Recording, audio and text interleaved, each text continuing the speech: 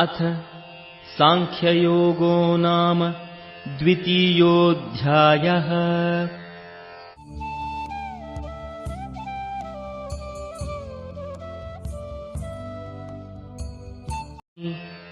विहाय कामान् यः सर्वान् पुमांश्चरति निःस्पृहः निर्ममो निरहङ्कारः स शान्तिमधिगच्छति। विहाय कामान् यः सर्वान् पुमांश्चरति निःस्पृहः निर्ममो निरहङ्कारः स शान्तिमधिगच्छति।